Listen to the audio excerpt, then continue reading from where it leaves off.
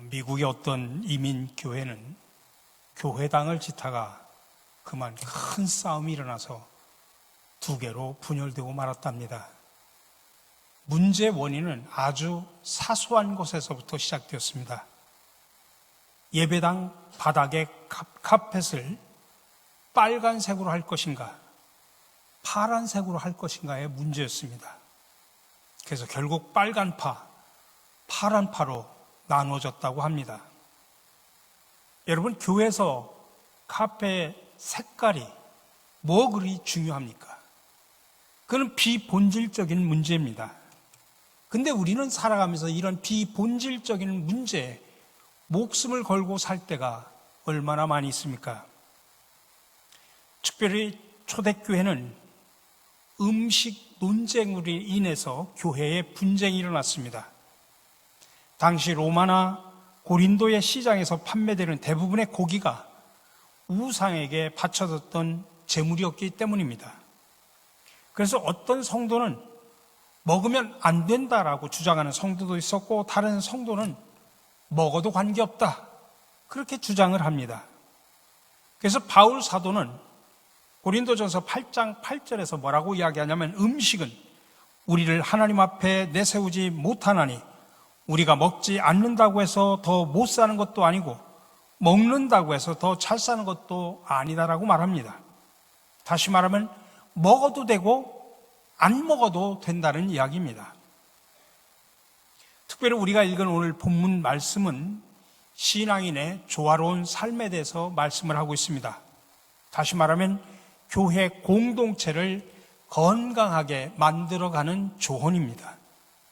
특히 교회 공동체 안에서 서로 성도들을 섬기고 시험에 빠지지 않도록 하는 질서에 대해서 말하고 있습니다. 그렇죠. 사람은 혼자 살 수 없습니다.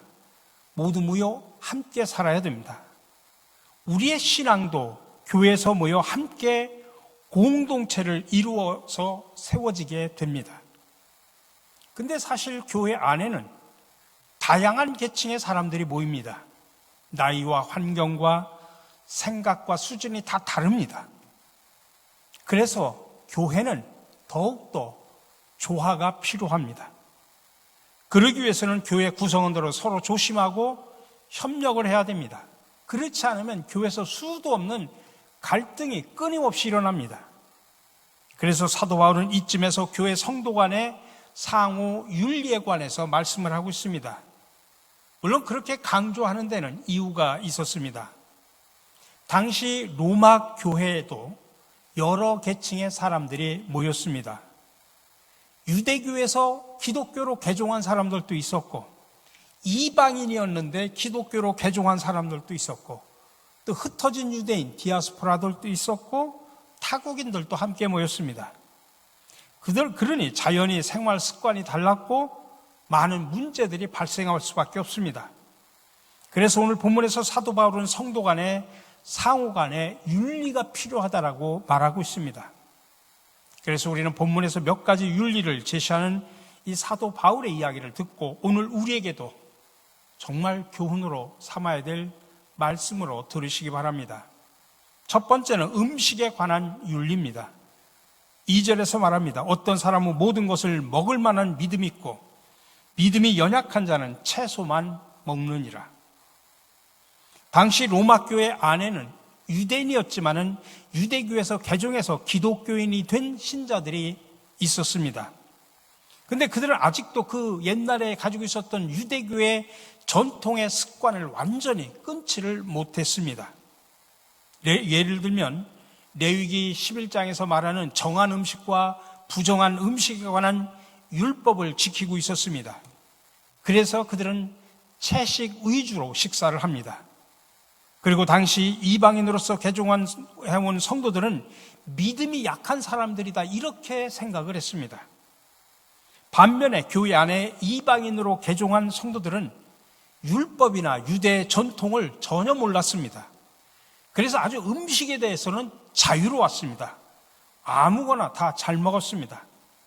그러자 유대인 성도들은 그들을 향해 먹는 자들이라고 비아냥거렸습니다. 그러니 이 두 부류만 해도 먹는 문제로 상호 갈등을 겪었고 여러 가지 문제가 발생을 했습니다. 더군다나 지금 여기는 로마입니다. 이곳에는 개종해 온 이방인이 유대교에서 개종한 사람보다 훨씬 더 많았습니다. 그래서 로마 교회 안에서 음식물에 대한 분쟁이 일어나자 먹지 않는 사람을 업신여기지 말고 먹지 않는 자는 먹는 자를 비판하지 말라라고 지금 사도 바울이 이야기하는 것입니다. 왜냐? 먹는 문제, 음식물은 신앙의 본질이 아니기 때문입니다. 그 문제는 다만 민족이나 문화에 따라 규정이 다른 차이일 뿐입니다. 신앙의 본질이나 중심은 아닙니다. 그런 것 때문에 갈등하고 불화하고 서로 주장하는 것은 옳지 못합니다. 그래서 3절에서 말하기를 먹는 자는 먹지 않는 자를 업신여기지 말고 먹지 않는 자는 먹는 자를 비판하지 말라. 이는 하나님이 그를 받으셨음이라라고 권면합니다. 이 말은 하나님도 이해하신다는 이야기입니다. 사실 유대인들은 어떻게 보면 이해가 되기도 합니다. 지금까지 그들은 고기를 먹지 않았습니다. 왜냐하면 사람들이 우상 제물로 바쳐진 고기를 시장에 갖다 팔았기 때문에 유대인들은 아예 고기를 먹지 않았습니다.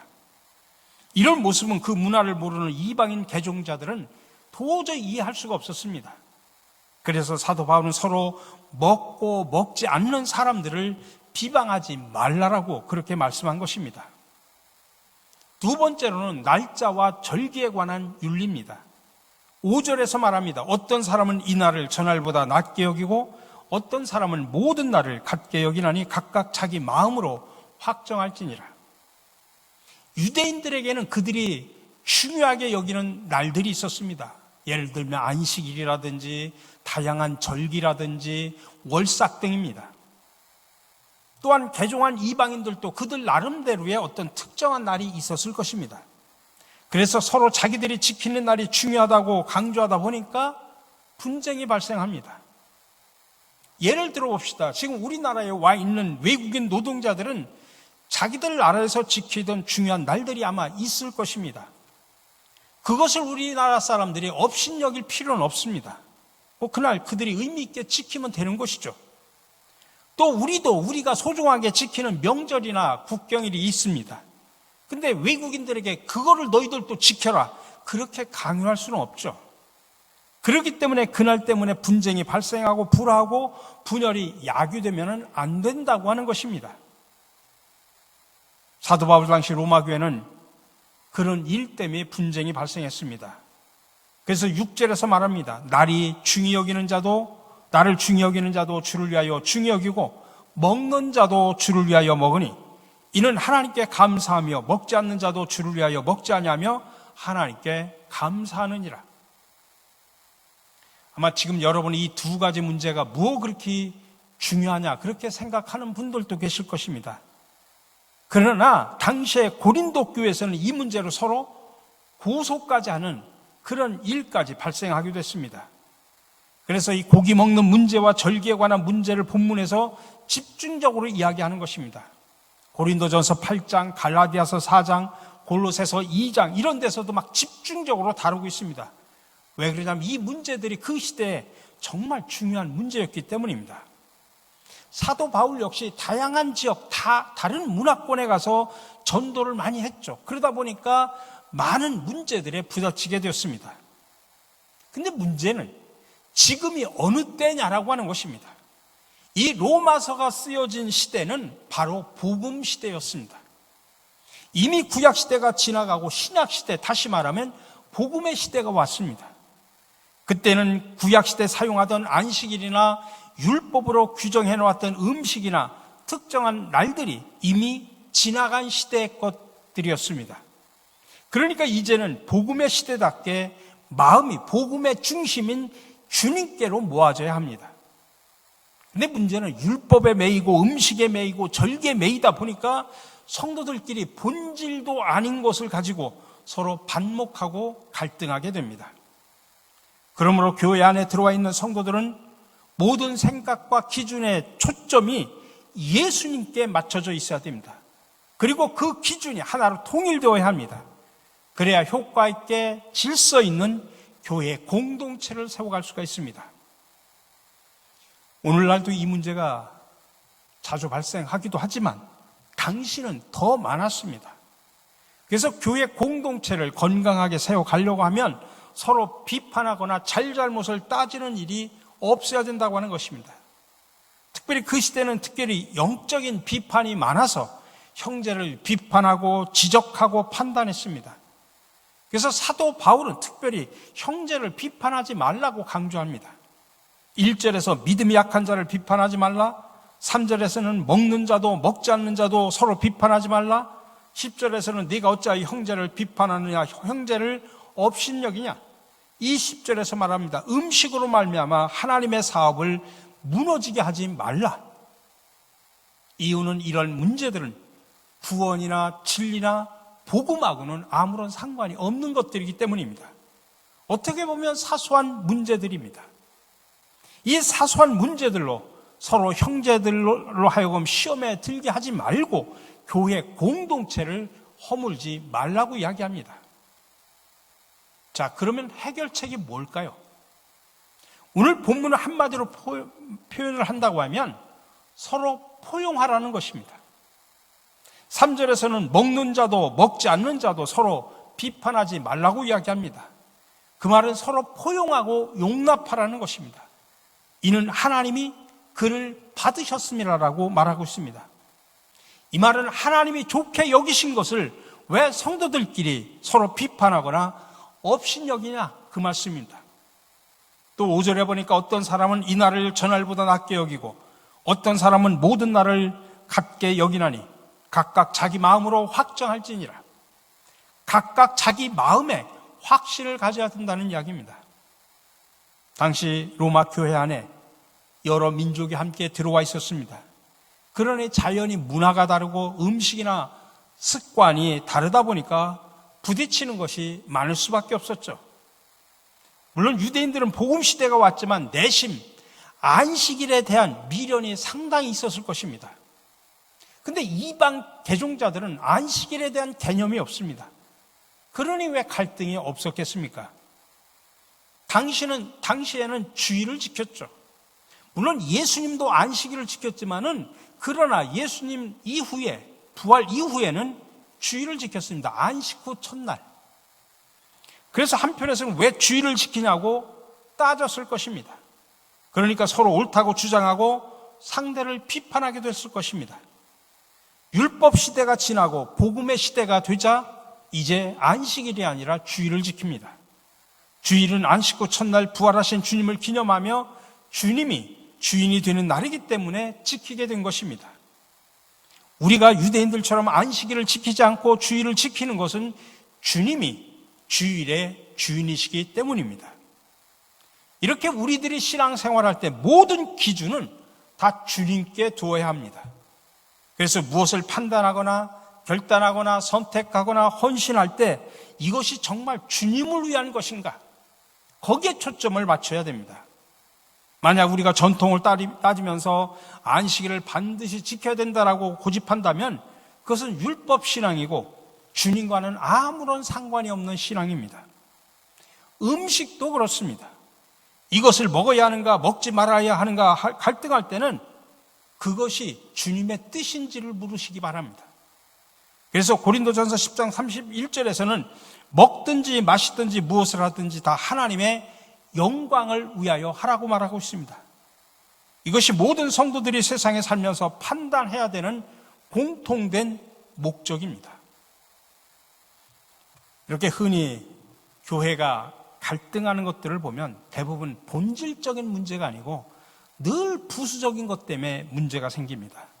예를 들면 제도 문제나 우선순위 문제나 자존심 같은 문제입니다.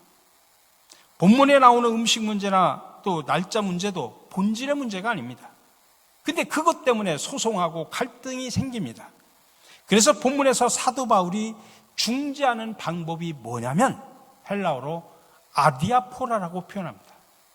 아디아포라.